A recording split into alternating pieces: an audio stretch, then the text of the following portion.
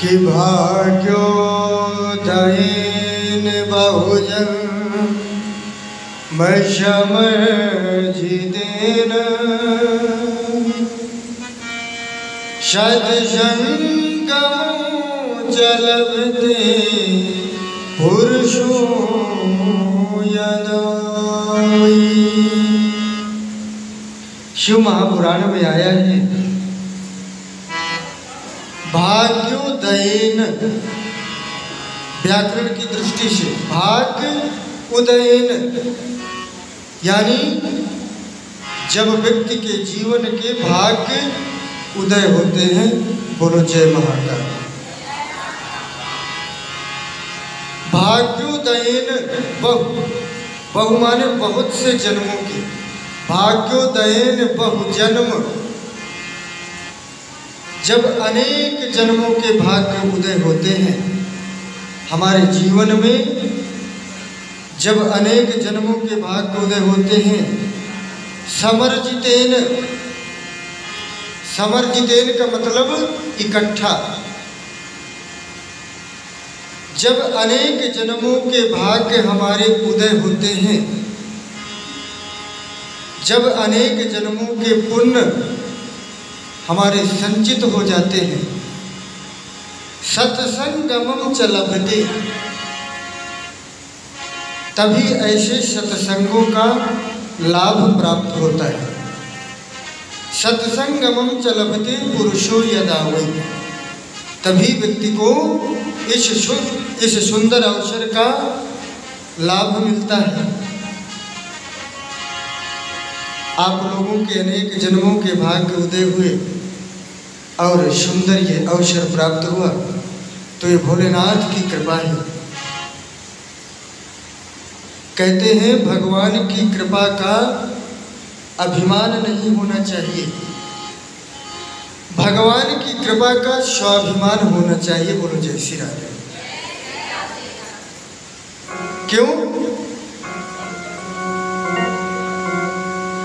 हमारे ऊपर भगवान की कृपा हुई, भगवान ने हमें सुंदर हाथ दिए, सुंदर शरीर दिया, सुंदर कान दिए, सुंदर आँख दिए कि आँखों के द्वारा भगवान का दर्शन करते हैं, कानों के द्वारा भगवान की कथा को हम सुनते हैं। बहुत बड़ी कृपा हुई। और उससे डबल कृपा तो ये हुई कि आज हमें शिव महापुराण की कथा सुनने का अवसर प्राप्त हुआ। बोलो जय महाकाल। भाग्योदयेन बहुजन्म समर्जितेन सत्संगमं च लभते पुरुषो यदा वै। अज्ञान हेतुकृत, जो हमारे अंदर अज्ञान रूपी अंधकार है, अज्ञान हेतुकृत मोह मदांधकार नाशम विधाय हितदोदयते विवेक, जो हमारे अंदर अज्ञान रूपी अंधकार है, इस कथा से वो अज्ञान रूपी अंधकार दूर हो जाएगा। बोलो जय महाकाल। क्यों? सत्संग से बहुत कुछ होता है। रामचरितमानस में तुलसी बाबा कहते हैं कि सत्संग से विवेक की प्राप्ति होती है, और जब विवेक की प्राप्ति होती है तो हमारी बुद्धि जागृत होती है, और जब बुद्धि जागृत होती है, भगवान की कथा को हम सुनते हैं, भगवान की गाथाओं को सुनते हैं, तो भगवान के महत्व को फिर हम जरूर समझते हैं। तुलसी बाबा रामचरितमानस में कहते हैं कि बिनु सत्संग विवेक न होई, बिनु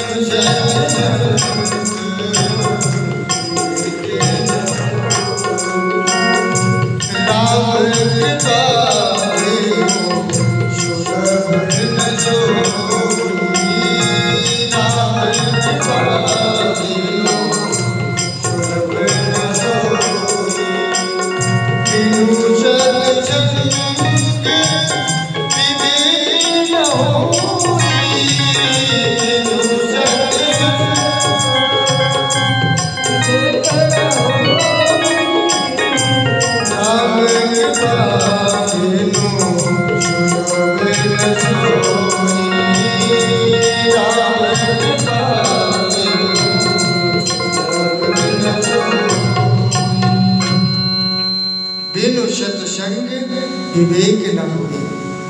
बिना सत्संग के व्यक्ति के जीवन में विवेक की प्राप्ति नहीं होती। सत्संग का बहुत बड़ा महत्व है। एक कथा आती है, जब कोई व्यक्ति किसी के घर जाता है तो उसका अतिथि सत्कार होता है, और जब जाने लगते हैं तो कुछ ना कुछ उस व्यक्ति को जरूर दिया जाता है। एक पौराणिक कथा आती है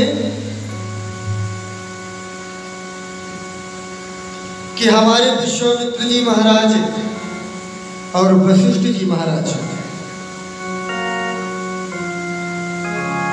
आवाज जो है कर्कश निकल रही है, बंधी हुई निकले।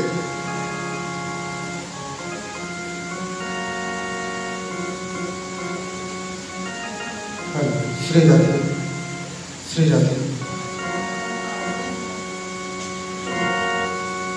हेलो, श्री राधे, श्री राधे। हाँ, थोड़ा सा आवाज और बढ़ा दीजिए। ये इनका hello, Shri Radhe, Shri Radhe. Hello, Shri Radhe, Shri Radhe. Hello, Shri Radhe. आवाज बंधी हुई होना चाहिए। ये जैसे घुम घुम निकलता है, थोड़ा कम रहता, बंधी हुई। श्री राधे।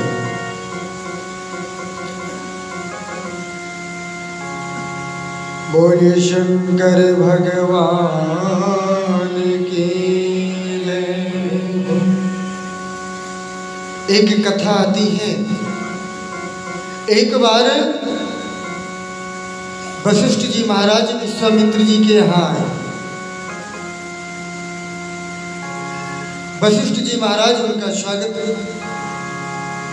आज विश्वामित्र जी महाराज वशिष्ठ जी महाराज जी का स्वागत करते हैं। अरे महाराज, बहुत बड़ी कृपा हुई कि आप हमारे घर पर पधारे, सुंदर स्वागत किया। और स्वागत करने के बाद जब वशिष्ठ जी महाराज जाने लगे तो विश्वामित्र जी ने अपनी 10,000 वर्ष की तपस्या का फल दे दिया। लीजिए महाराज, ये आपकी विदाई है। कुछ दिनों के बाद हमारे विश्वामित्र जी महाराज वशिष्ठ जी महाराज जी के यहाँ पधारते हैं, और जब वशिष्ठ जी महाराज जी के पास आते हैं, वशिष्ठ जी महाराज उनका स्वागत करते हैं। जब विश्वामित्र जी जाने लगते हैं तो वशिष्ठ जी महाराज विश्वामित्र जी को आधे क्षण के सत्संग का फल दे देते हैं। बोलो जय श्री राधे। और जैसे ही आधे क्षण के सत्संग का फल देते हैं तो विश्वामित्र जी महाराज नाराज हो जाते हैं। क्यों? अरे भैया, व्यवहार जो है बराबर का होना चाहिए। जितना हमने आपको दिया है उतना आपको देना चाहिए। आजकल तो भैया ऐसा हो गया है कि जैसे किसी कन्या का विवाह होता है ना, तो व्यवहार में जो हम देते हैं तो कॉपी में लिख करके रखते हैं। बोलो जय श्री राधे। क्यों? कॉपी में इसलिए लिख के रखते हैं कि जब हमारी बेटी की शादी होगी तो हमें भी मिलेगा। अगर उससे कम मिलेगा तो उससे कहेंगे कि भैया ये देखो, हमने आपको ये दिया था। व्यवहार बराबर का होना चाहिए। विश्वामित्र जी नाराज हो गए, हमने आपको 10,000 वर्ष की तपस्या का फल दिए, आप हमें आधे क्षण के सत्संग का फल दे रहे हैं। वशिष्ठ जी महाराज कहते हैं कि हमने जो आपको दिया है वो 10,000 वर्ष की तपस्या के फल से भी बहुत ज्यादा है। दोनों में विवाद हुआ, और जब दोनों में विवाद हुआ, विचार करते हैं इसका निर्णय कौन करेगा। तो बीच में नारद जी महाराज मिल गए, और जैसे नारद जी महाराज मिले, नारद जी से कहते हैं हमारा निर्णय कर दो। नारद जी विचार करते हैं कि दोनों क्रोधी ऋषि हैं, अगर विश्वामित्र की तरफ बोलते हैं तो वशिष्ठ जी महाराज श्राप दे देंगे, और अगर वशिष्ठ जी महाराज जी की तरफ बोलते हैं तो विश्वामित्र जी तुरंत श्राप दे देंगे। नारद जी कहते हैं महाराज हम आपका निर्णय नहीं कर सकते, आपका निर्णय शेषनाग जी कर सकते हैं, जो इस पृथ्वी को धारण करते हैं, वही आपका निर्णय कर सकते हैं। आज दोनों शेषनाग जी के पास जाते हैं और कहते हैं हमारी ये समस्या है, आप हमारा निर्णय करें। मेरे शेषनाग जी कहते हैं महाराज वो तो सब ठीक है, लेकिन हमारे सर पर भार है, सर पर भार है तो बुद्धि काम नहीं कर रही, तो इसलिए निर्णय नहीं कर सकते। ये जरा भार हल्का कीजिए तो फिर हम आपका निर्णय करें। विश्वामित्र जी से शेषनाग जी कहते हैं कि आप अपनी 10,000 वर्ष की तपस्या का फल लगाइए कि पृथ्वी रुक जाए तो हम बाहर आ जाएं। विश्वामित्र जी ने जल लिया और अभिमंत्रित जल के द्वारा जैसे ही छोड़ा, लेकिन पृथ्वी नहीं रुकी। आज वशिष्ठ जी महाराज जी से शेषनाग जी महाराज कहते हैं आप कुछ उपाय कीजिए महाराज। आज वशिष्ठ जी महाराज आधे क्षण के सत्संग का फल लगाते हैं, पृथ्वी रुक जाती है, और जैसे पृथ्वी रुकती है, आज शेषनाग जी महाराज कंधा झाड़ते हुए बाहर आते हैं। बोले क्या बात है? बोले हमारा निर्णय कर दीजिए। शेषनाग जी महाराज कहते हैं निर्णय तो हो गया महाराज। बोले कैसे? बोले महाराज आपने 10,000 वर्ष की तपस्या का फल लगाए, लेकिन पृथ्वी नहीं रुकी। वशिष्ठ जी महाराज आधे क्षण के सत्संग का फल लगाए, पृथ्वी रुक गई। सत्संग का बहुत बड़ा महत्व है। रामचरितमानस में जो 9 प्रकार की भक्ति बताई गई है, उसमें सबसे पहली भक्ति आती है श्रवणम, यानी भगवान की कथा को ज़्यादा से ज़्यादा सुने। फिर कीर्तन, यानी भगवान का कीर्तन करना।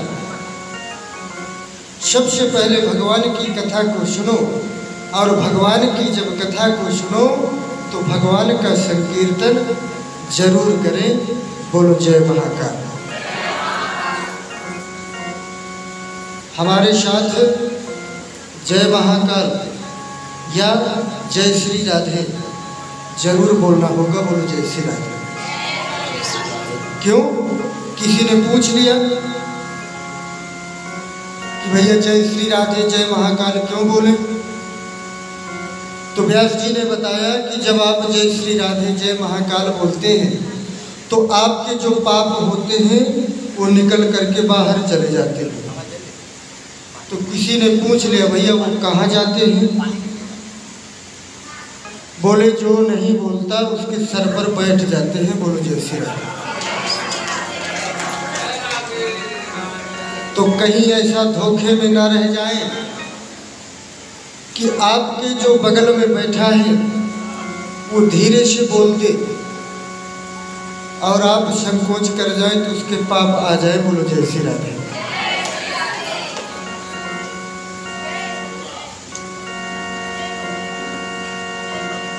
तो कहते हैं सत्संग का बहुत बड़ा महत्व है। ये सप्तदिवसीय 7 दिन की कथा है, शिव महापुराण की कथा है। हमारे धर्मशास्त्र में 18 पुराण होते हैं, 4थे पुराण है ये।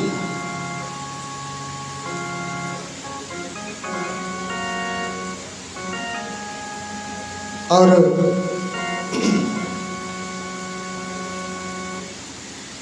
नित्य आपको भोलेनाथ की अनेक कथाओं का दर्शन होगा, सुंदर कथाओं का श्रवण होगा, भजन के माध्यम से, संगीत के माध्यम से। हमारे आयोजक श्री मीना देवी हैं और उनकी पुत्रियां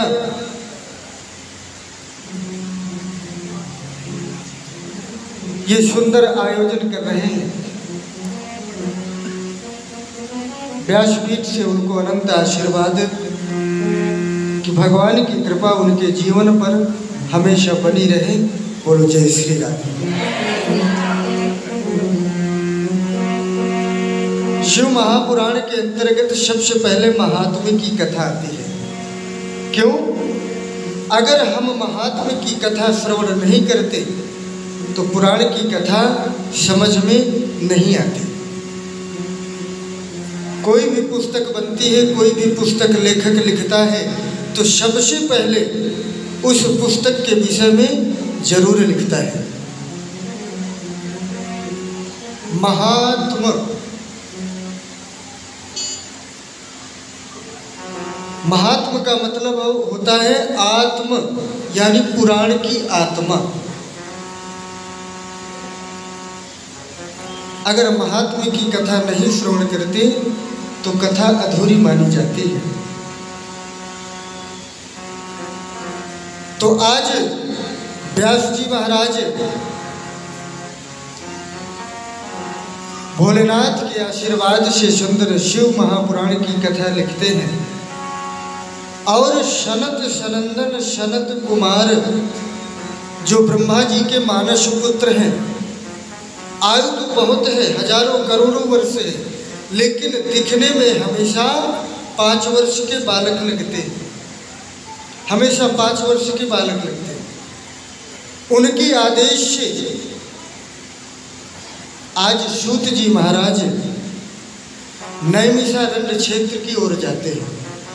नैमिषारण्य क्षेत्र उसे कहते हैं कि जिस स्थान पर 88,000 ऋषियों का समूह हो, जहाँ पर 88,000 ऋषि एकत्रित हों, उस स्थान को नैमिषारण्य क्षेत्र कहते हैं।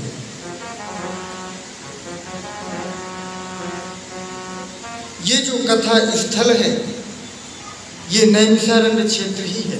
क्यों? क्योंकि जहाँ पर श्रीमद्भागवत महापुराण की कथा होती है, शिव पुराण की कथा होती है, किसी भी पुराण की कथा होती है, उस स्थान पर 33 कोटि देवी देवताओं का वास हो जाता है। बोलो जय श्री राधे। आज सूत जी महाराज नैमिषारण्य क्षेत्र की तरफ प्रस्थान करते हैं और जैसे ही वहाँ पहुँचते हैं तो आज जितने भी संत महात्मा हैं, 88,000 ऋषियों का जो समूह है, आज सुंदर उनका स्वागत करते हैं कि स्वागतम भो महाभाग। आज उनका स्वागत करते हैं। अरे महाराज, आपका स्वागत है। और जैसे ही खड़े होकर के स्वागत करते हैं तो सूत जी महाराज जी को बड़ा संकोच होता है। क्यों?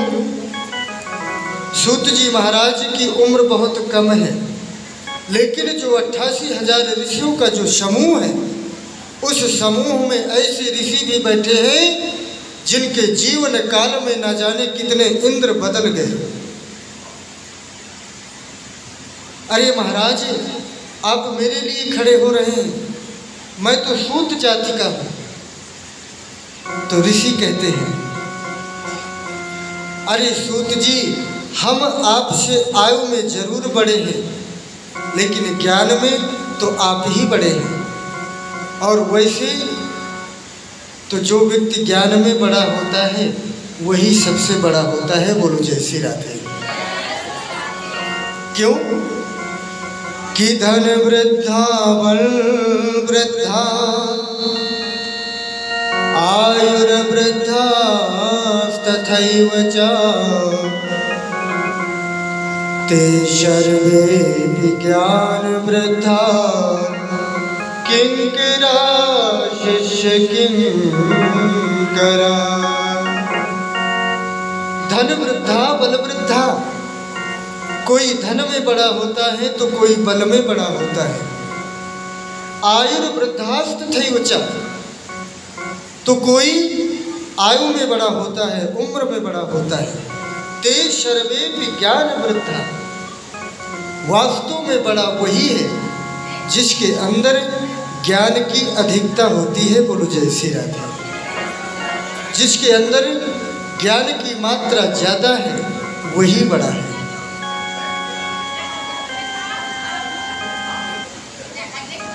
आज सूत जी महाराज कहते वो महाराज ठीक है, लेकिन हमें थोड़ा कम अच्छा लगा। हाँ,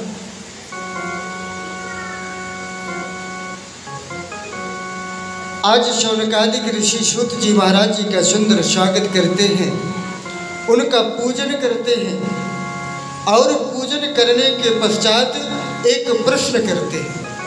बड़े ध्यान से सुनिएगा। आज सूत जी महाराज जी से प्रश्न करते हैं कि महाराज,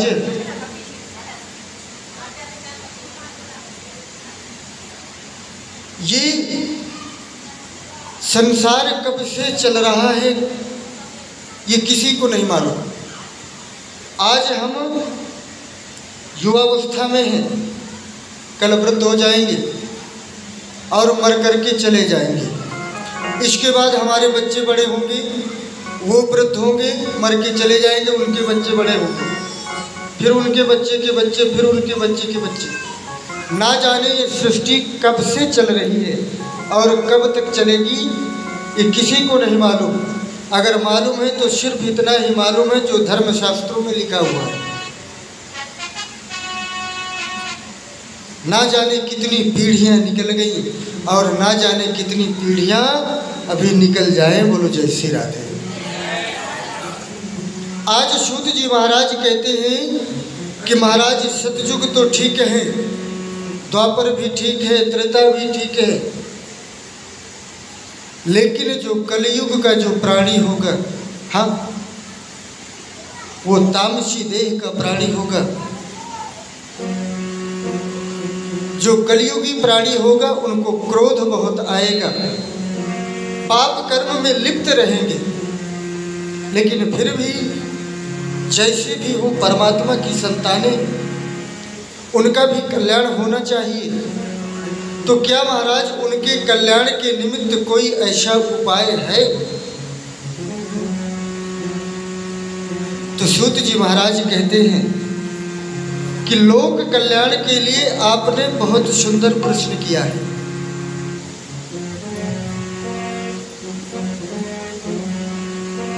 रामचरितमानस में तुलसी बाबा कहते हैं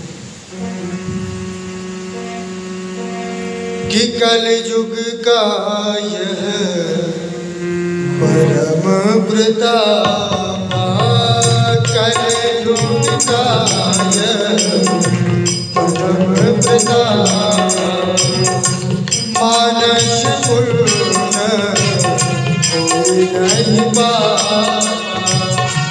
मानस पूर्ण कोई नहीं पापा। कलयुग का यह परम प्रतापा, मानस पुण्य होई नहीं पापा। अन्य युगों में था कि अगर हम क्रियात्मक अगर पाप कर्म करते हैं तो उसका पाप तो लगता ही था, लेकिन अगर मन से भी सोचते थे पाप कर्म तो उसका भी पाप जरूर लगता था। लेकिन कलयुग में, कलयुग का यह परम प्रताप मानस पुण्य, अगर मन से कोई पुण्य का कार्य सोचते हैं तो उसका सत्कर्म का फल मिल जाता है। सोचने मात्र से उसका फल मिल जाता है। मानस पुण्य हो ही नहीं पापा। और अगर मन में कोई विकार आता है, मन के अंदर कोई पाप सोचते हैं तो उसका पाप नहीं लगता। जब तक अपने शरीर के माध्यम से, हाथों के द्वारा जब तक वो पाप नहीं करते। बताइए कितनी बड़ी छूट है। मन से पुण्य के कार्य सोचते रहिए और उसका फल आपको मिलता रहेगा। मानस पुण्य हो ही नहीं पापा। आज सूत जी महाराज शौनकादिक ऋषियों से कहते हैं कि भगवान ने तो कलयुगी प्राणी को बहुत सारी छूटें दे रखी है, लेकिन फिर भी कल्याण के लिए जो परम तत्व है वो शिव महापुराण की कथा है। बोलो जय श्री राधे। क्योंकि जो भी भक्त अपने जीवन काल में शिव महापुराण की कथा सुनते हैं वो शिवलोकगामी होते हैं।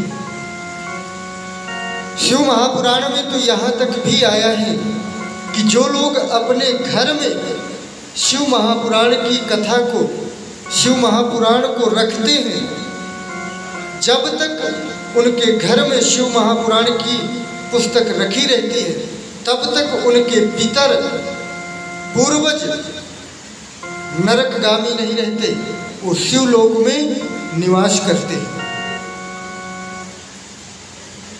जैसे भागवत में आया है कि जब तक हमारे घर में श्रीमद् भागवत महापुराण की पुस्तक रखी रहती है, हमारे जितने भी पूर्वज हैं वो गोलोकवासी रहते हैं, गोलोक धाम में निवास करते हैं। वैसे ही जो व्यक्ति अपने घर में शिव महापुराण की पुस्तक रखते हैं उनके पूर्वज शिवलोक में निवास करते हैं। एक पादम, जहाँ तक कि कहा गया है एक पादम, यानी शिव महापुराण के आधे से चौथाई श्लोक एक अक्षर का अगर हम नित्य पाठ करते हैं तो 100 कपिला गौ दान के बराबर फल मिलता है। शिव महापुराण साक्षात भोलेनाथ के मुख से निकली है।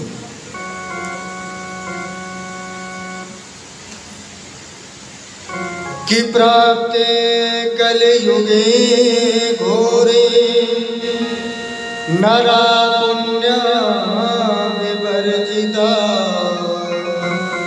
दुराचारता शर्वे सत्यवार्ता परामुखा।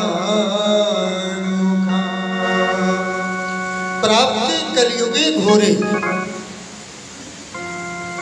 अभी कलयुग के 5120 वर्ष व्यतीत हुए हैं। ये जो ऋषिकेश पंचांग आता है बनारस का, उसमें हर वर्ष का लिखा रहता है 5120 वर्ष व्यतीत हुए हैं और हमारा कलयुग है 4,32,000। बोलो जय श्री राधे। अभी भैया 32,000 भी नहीं पूरा हुआ है, अभी 5120 वर्ष पूरे हुए, 5120 वर्ष पूरे हुए। प्राप्त कलयुगे घोरे नरा पुण्य विवर्जिता। कलयुग में प्राणी पाप कर्म ज्यादा करेगा और अगर जीवन में कभी कभार अगर सत्कर्म का कार्य करेंगे तो सत्कर्म के कार्य में भी दिखावा ज्यादा करेंगे। बोलो जय श्री राधे। हाँ,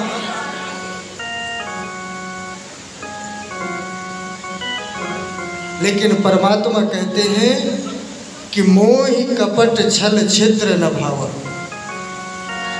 दिखावा नहीं करना चाहिए। व्यक्ति के जीवन में सात्विक भक्ति होनी चाहिए।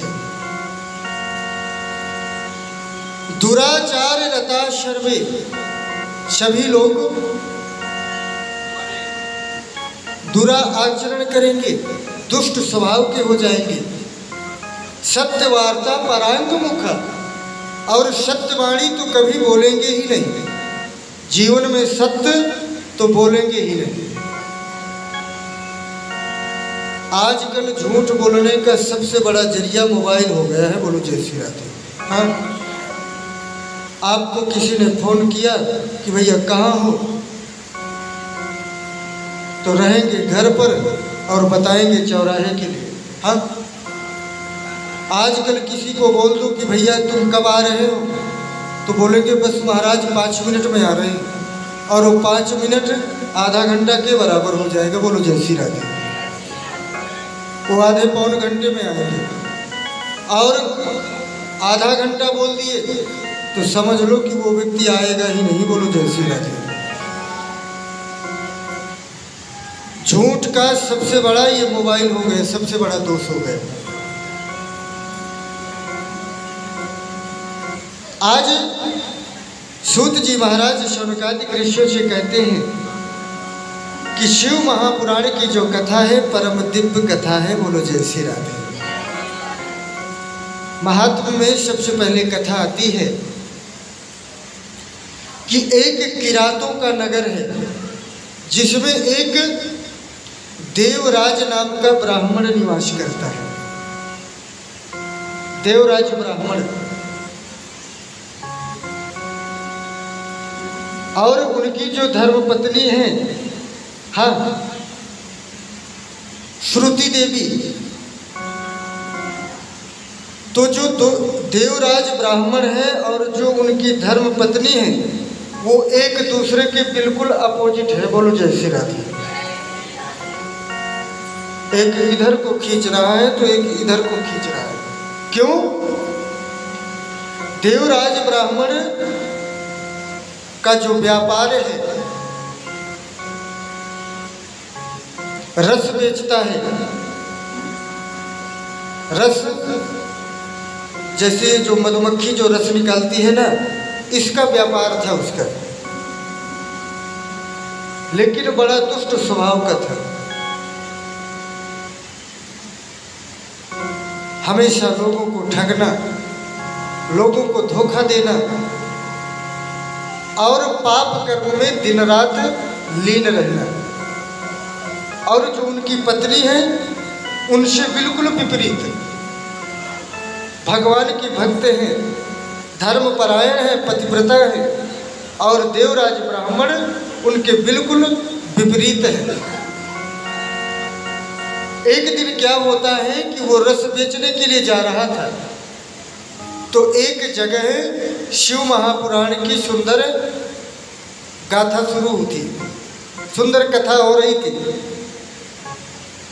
तो वहीं पर वह बैठ गया और कथा सुनने लगा। थका हुआ था, धूप में चल करके आया था, थका हुआ था, तो उसके शरीर में ज्वर भी था। ज्वर का मतलब बुखार भी था। तो सुंदर छाया थी, वहीं पर बैठ गया और सुंदर कथा सुनने लगा। एक दिन की संपूर्ण कथा उसने श्रवण की, और जैसे ही संपूर्ण कथा श्रवण की तो उसके कुछ पाप दूर हुए और पुण्य का संचय हुआ। दूसरे दिन जब रस बेचने गया, तो रस बेचने के बाद पुनः पंडाल पर आया और सुंदर कथा श्रवण की। ऐसे करके उसने जो है 7 दिनों में 7 दिन की कथा श्रवण की।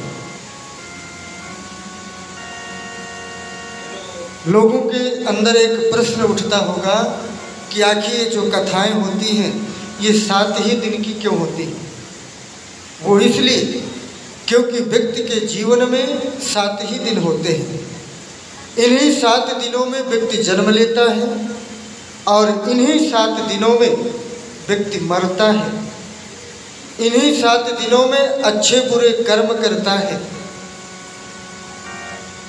तो इन 7 दिनों का उसके जीवन पर बहुत ही बड़ा महत्व है। बोलो जय श्री राधे। और हमारे जो मुख्य यजमान हैं उनके 7 ही दिन हैं। बोलो जय श्री राधे। 7 बेटियां हैं और 7 बेटियां देवी स्वरूप हैं।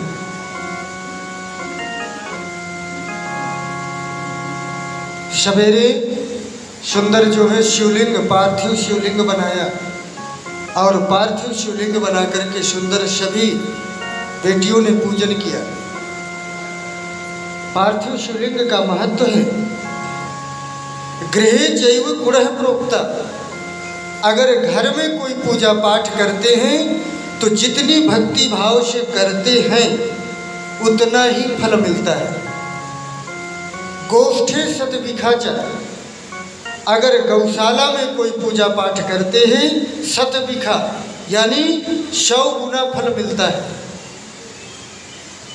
नद्याह लक्ष्य गुणई, नदी के किनारे कोई पूजा पाठ करते हैं तो 1,00,000 गुना फल मिलता है। कोटिर देवालय, अगर किसी देवालय किसी मंदिर में पूजा पाठ करते हैं तो 1 करोड़ गुना फल मिलता है। अनंतम शिव सन्निधौ, अगर भोलेनाथ जी के सामने मिट्टी की पार्थिव शिवलिंग बना करके अगर उनका पूजन करते हैं और उनके सामने कुछ जाप करते हैं, कुछ भी कृत्य करते हैं, अनंतम शिव सन्निधौ, उसकी कोई सीमा नहीं है। बोलो जय श्री राधे।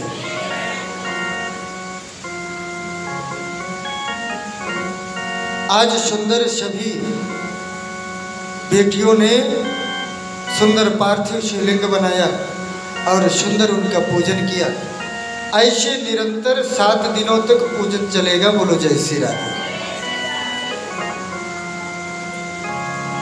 बताइए वो पिता कितने भाग्यवान हैं जिनके बच्चे भगवान के भक्त हों। पुत्रवती जुबती जग सोई, पुत्रवती वही माता है जिनकी संतान भगवान की भक्त हैं। बोलो जय श्री राधे। नहीं तो फिर वैसे ही है कि नतरु बांझ भली बात पियानी। रामचरितमानस में तुलसी बाबा लिखते हैं कि जैसे जानवर अपने बच्चे को जन्म देते हैं ना, मानो वैसे ही उन्होंने अपने बच्चे को जन्म दे दिया जिन्हें माता पिता के बच्चे भगवान के भक्त नहीं हैं। बोलो जय श्री राधे।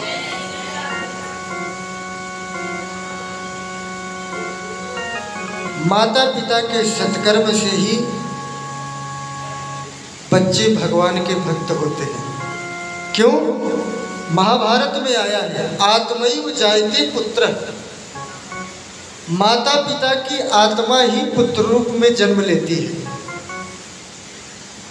जैसे माता पिता वैसी संतान। जब बच्चे का जन्म होता है कोरा कागज होता है, जैसा आप आचरण डालेंगे, जैसा आप उनको सिखाएंगे, जैसा भी पढ़ाएंगे, वही आचरण उनके जीवन पर होगा। बोलो जय श्री राधे।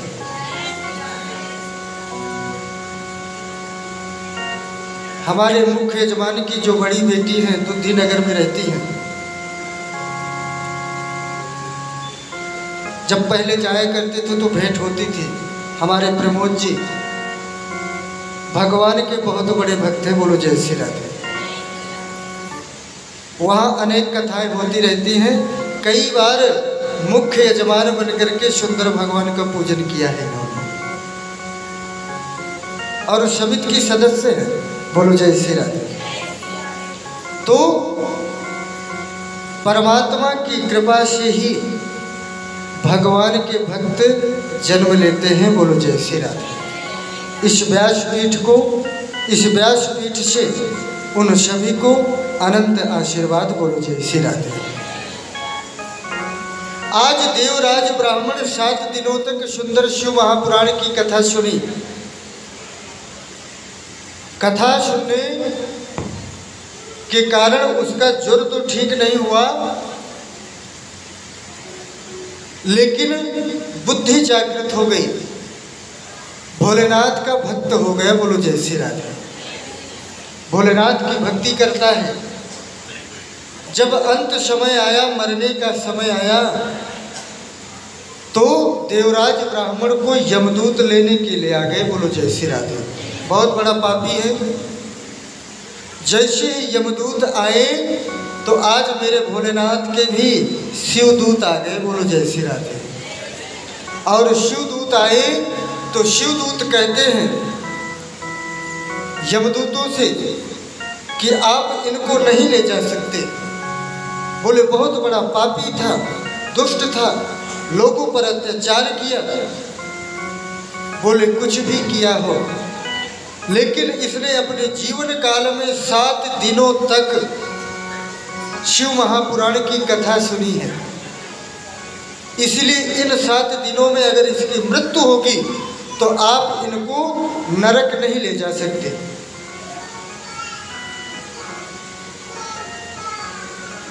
इसलिए ये 7 दिन की कथा बनाई गई है। आज शिवदूत और यमदूतों के द्वारा आपस में संवाद होता है। क्या संवाद होता है? आज यमदूत कहते हैं कि हम धर्मराज के दूत हैं, धर्मराज ने हमें भेजा है। तो आज शिवदूत कहते हैं कि ये बताओ भैया कि धर्म की परिभाषा क्या है? हाँ, तो यमदूत कहते हैं कि वेदों प्रणीतो धर्म, जो वेद में लिखा है वही धर्म है। जो वेद में लिखा है वही धर्म है। तो शिवदूत कहते हैं भैया जो वेद में लिखा है वही धर्म है। तो ये बताओ कि वेद कहाँ से निकले? तो ब्राह्मणों मुखमासीत, वेद और ब्राह्मण, सबसे पहले वेद फिर ब्राह्मण।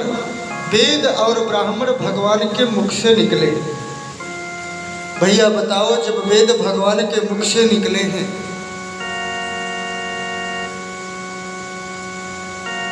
और जिनके मुख से वेद निकले हैं, उन्हीं वेदों में जो धर्म है, उन्हीं धर्मराज के आप दूत हैं।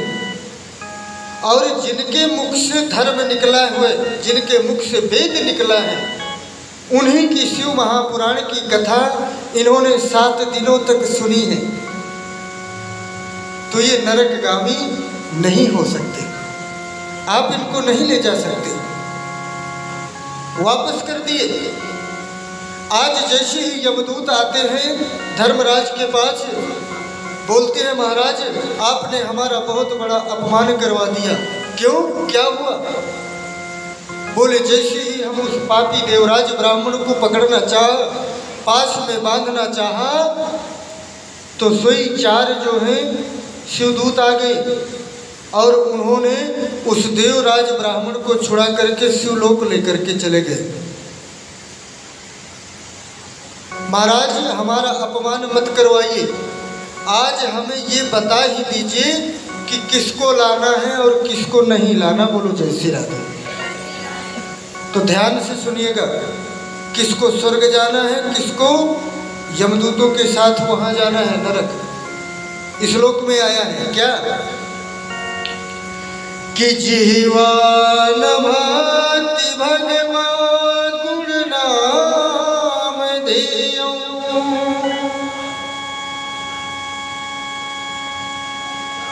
आज सूत जी महाराज शौनकादिक ऋषियों से कहते हैं जिह्वा न भक्ति भगवत गुण नाम ध्येयम। जिसकी जिह्वा, जिसकी जीभ ने कभी भगवान के नाम का गुणानुवाद ना किया हो, भगवान का संकीर्तन ना किया हो, भगवान की कथा ना सुनी हो, जिह्वा न भक्ति भगवत गुण नाम ध्येयम, भगवान का गुणानुवाद ना किया हो, उसको घसीटते हुए लाना। बोलो जय श्री राधे। हाँ, ना गंगा ना गया काशी ना प्रयागम तीर्थ में ऊंचा। जिसने कभी गंगा जी का नाम ना लिया हो, जिसने कभी अपने जीवन काल में गंगा स्नान ना किया हो, उसको भी घसीटते हुए लाना। हाँ, प्रयागम तीर्थ में ऊंचा, जो तीर्थराज प्रयाग है इलाहाबाद, वहां गंगा जी स्नान ना किया हो, काशी विश्वनाथ जी का दर्शन ना किया हो, तीर्थ में ऊंचा तीर्थ क्षेत्र ना किया हो, उसको घसीटते हुए लाना, बोलो जय श्री राधे। लेकिन जो भगवान का नाम लेते हो, जो गंगा जी का नाम लेते हो, जो गंगा स्नान किए हो, उनको छूना मत, दूर ही रहना उनसे। हाँ, और बोले जो कथा में सोते हैं, जो कथा में सोते हैं और जो खंभे की टेक लेकर के सो जाते हैं, उनको बोले उनको भी नहीं लाना, बोलो जय श्री राधे। क्यों? बोले जब व्यास जी जयकारा लगाते होंगे तो उनकी नींद खुल जाती होगी, तो हड़बड़ाहट में वो भी जयकारा लगा देते होंगे, बोलो जय श्री राधे। बोलिए शंकर भगवान की जय। अब जैसे ऐसे जयकारा लगा और जिनको नींद आ रही होगी तो हड़बड़ाहट में जय, तो बोले उनको भी मत लाना, कम से कम वहां बैठे तो हैं। हाँ, क्योंकि एक बार क्या हुआ था कि राम जी ने जब कुंभकर्ण का वध कर दिया तो जो कुंभकर्ण की जो धर्मपत्नी थी निंद्रा देवी, वो मेरे राघवेंद्र सरकार से नाराज हो गई। क्यों? इन्होंने मेरे पति का वध कर दिया, मैं इनको छोड़ूंगी नहीं, लेकिन क्या कर सकती हैं। उन्होंने राम जी से कहा कि आपने हमारे पति कुंभकर्ण जी का वध किया है, हम निंद्रा देवी हैं, हम आपको जो है दंड देंगी, लेकिन दंड नहीं दे सकते। लेकिन आपके भक्त, आपके जो भक्त हैं, जब कथा सुनने जाएंगे ना तो हम उनको आपकी कथा सुनने नहीं देंगे। बोले क्यों? बोले अगर प्रभु की कृपा होगी, अगर पंखा कूलर लगा होगा ना तो सुंदर नींद आएगी, बोलो जय श्री राधे। हमारा आक्रमण हो जाएगा कि वो कथा नहीं सुन पाएंगी। मेरे राम जी ने कहा, अरे निंद्रा महारानी, हम भी व्यास जी को सिखा पढ़ा करके बिठाएंगे, बोलो जय श्री राधे। उनको बोल देंगे कि बीच बीच में जय श्री राधे, जय श्री कृष्ण, जय महाकाल, नहीं तो बीच बीच में जयकारा लगाते रहिएगा, नींद खुलती जाएगी, बोलो जय श्री राधे।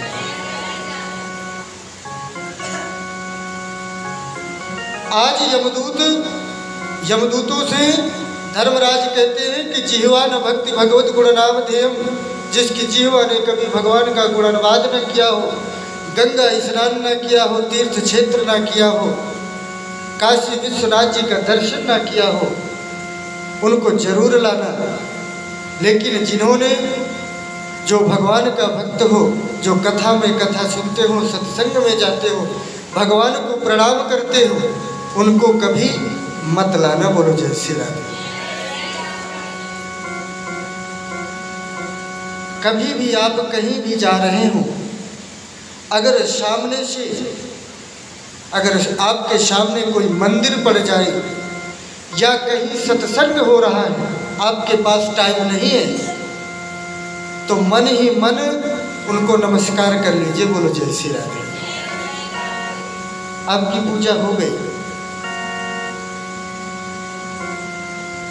आज सूत जी महाराज शौनकादि ऋषियों से कहते हैं कि यत् फलं दुर्लभं लोके तत्फलं तस्य भवेत्, एतच्चिव पुराणं हि चतुर्दश्यामुपोदिशम्।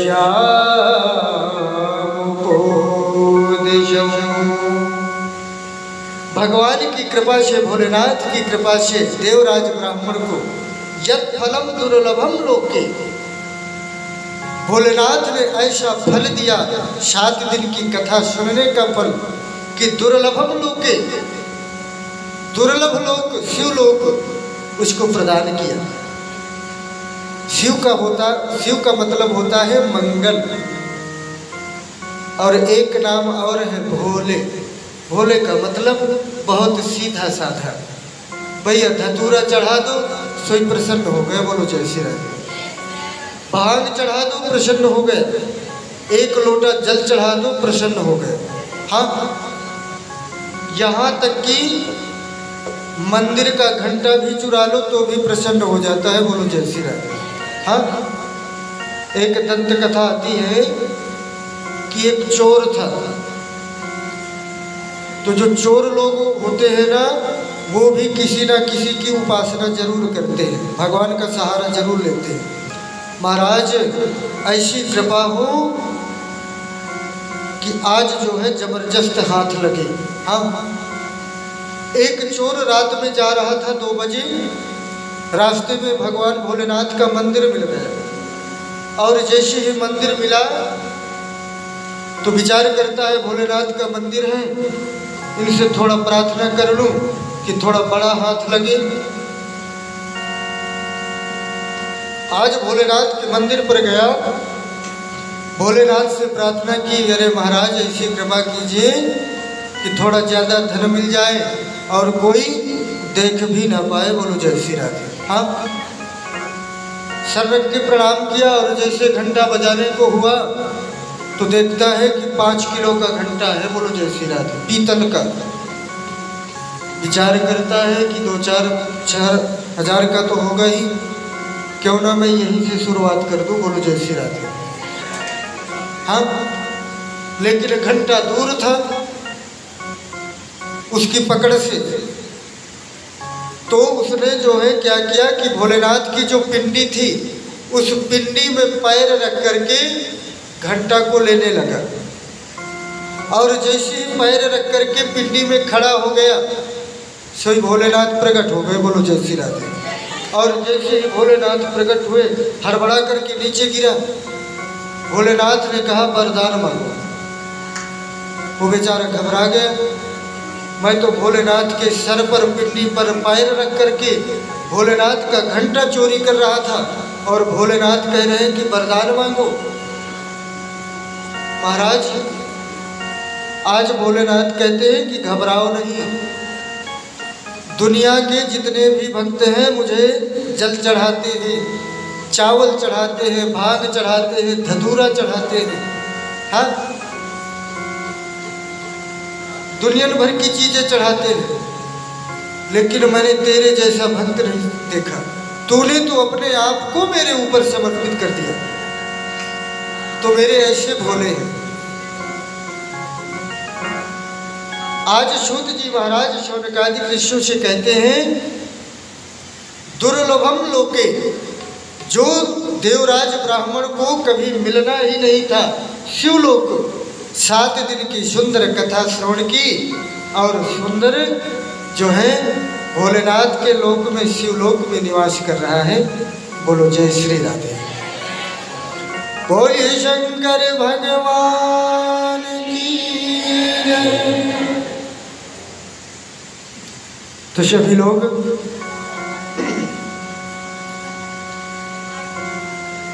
भोलेनाथ का एक भजन करेंगे और इसके बाद आगे की कथा में हम प्रवेश करेंगे। बोलो जय श्री राधे। श्रवणम कीर्तनम, 2 भक्ति बहुत प्रबल रखना है, सुनने की शक्ति को श्रवण और कीर्तन। कीर्तन में ताली जरूर बजाना है। ताली बजाने से हाथ की रेखाएं बदलती हैं, जो धन की रेखा होती है वो और लंबी हो जाती है और जीवन रेखा बढ़िया गाढ़ी हो जाती है। तो इसलिए ताली जरूर बजाएंगे और ताली बजाने से जो है ब्लड का आवागमन है ना, ये भी बराबर हो जाता है। बोलो जय श्री राधे। तो सुंदर भावना से बोलिए शंकर भगवान की जय।